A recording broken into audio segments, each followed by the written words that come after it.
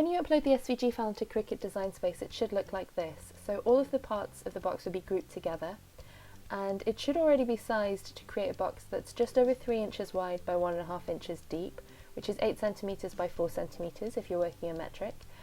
And to double check that, just click on any part of the box to make sure that the whole group is selected, and up here where it says size at the top, the width should be 8.85 inches and the height should be 10.733 inches. So that all looks fine, and the next thing that we need to do at this point is ungroup everything. So making sure that the whole group is selected, come up here to the layers panel on the right hand side of the screen, and at the top where it says ungroup, we're just going to click that button. And you'll see that that separates everything out into 3 different groups. The first group that we have is the base of the box, and then we have the lid of the box right next to it, and then behind that we have this little cutout panel that's going to be like a little window that we slot in behind that webbed cutout. So let's have a bit of a closer look at what's in each of these groups. So coming back to the base, if we find the base in the layers panel underneath it, we can see that the purple part is the shape that we're actually going to cut out. And then there's another layer above that that just looks like a bunch of lines, and they are our score lines. But right now Cricut thinks that they're cut lines, so we need to change that setting so that it knows exactly where to score those lines on our cutout. And the way that we do that is to find the layer, the shape layer in the layers panel, and right above that click on the line layer that's directly above, and then come up here to the top left hand corner of the screen where it says line type, and in the drop down box change that from cut to score.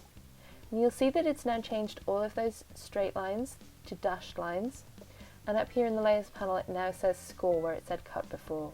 There's one more thing that we need to do though, and that is attach that score line to that cut layer so that it knows exactly where to score those lines on the cutout shape. So with your score line still selected, hold down the shift key on your keyboard and then select the cut shape beneath it, and then come down to the bottom of this panel and click on attach. And that's it. We need to repeat that one more time for the lid. So find the lid in your layers panel and then click on the line layer that's directly above it, and then in line type change the drop down from cut to score, and then with the score layer still selected, hold down shift and click on that cut layer beneath, and then come down to the bottom and attach. And this is now all ready for us to cut, so I'm going to go ahead and click the make it button. Now I'm cutting my shapes out of A4, so I'm going to change my material size to A4 paper. It's going to split this out into 2 separate mats, but that's fine. I'm just going to select that top mat again and then click to continue. So now it's time to select our base materials, and for this little window at the top I'm going to be using a 60 GSM tracing paper for mine. So I'm going to change my setting to copy paper. Depending on what you're using, you might need to choose a different setting, like if you're using a thicker vellum paper, but I've tested mine with this copy paper option and it works pretty well for me, so I'm going with this one. I'm going to leave my pressure at default, and then I'm going to load in the fine point blade and cut this little panel out. Now it's time to cut out the rest of the box, and we need to change the base material again because you can see up here that it's remembered that we used the copy paper setting for the previous mat, and we need to change this now because now we're going to be using cardstock. If we leave it at this setting, it's not going to cut properly, the cuts won't go all the way through. So I'm just going to click into here and I'm going to select medium cardstock, leave the pressure at default, and I'm using a scoring wheel in my machine, so I'm going to load up my scoring wheel and then follow the instructions on screen to add the blade when it comes time to it. Okay, so now we have cut out all of our pieces and it's time to put everything together. At this point you should have the 3 different parts of the box. We've got the base, the lid with a little spider web cut out, and the backing piece that's going to go behind the spider web for the lid. So starting with the base of the box, I'm just going to start folding along all of those score lines and making sure that we've got really nice crisp creases along everywhere. You might want to use your Cricut scraper or a bone folder just to burnish those edges really nicely. And that's just going to make sure that everything's going to come together really nicely, and we're going to be able to line up our edges really well if we have nice crisp creases. So I'm just going to fast forward now because you don't really need to see me folding edges, and we'll come back once everything has been folded. Okay, so we fold along all those edges and we can now start sticking everything together. So I'm going to start with the base, so I'm just going to put the lid parts out of the way for now.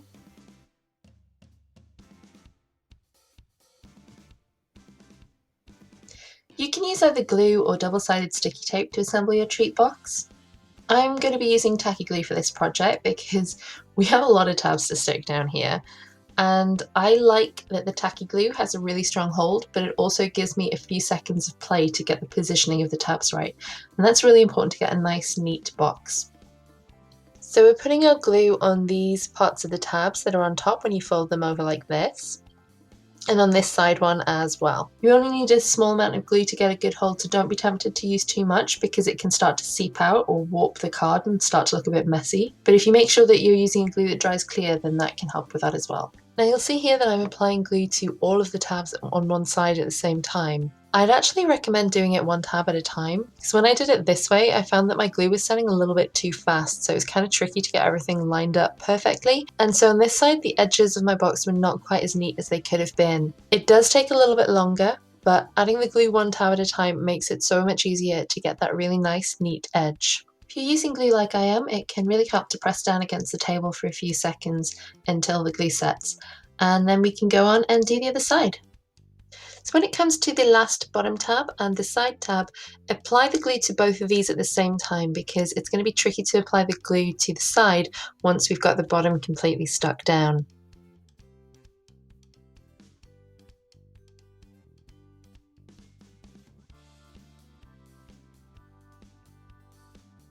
And that is the base of our box all finished. So now we can move on to the lid. And the first step is to glue the backing to the inside of the lid. So I'm going to apply some glue to the inside edge of the border that's around the web.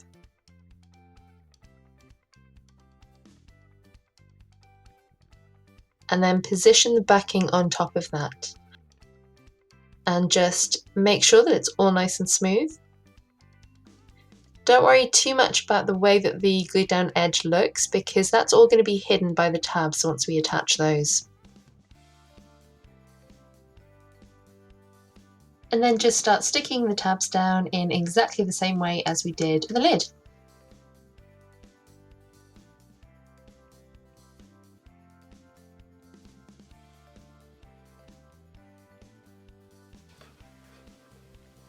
And here's our finished box.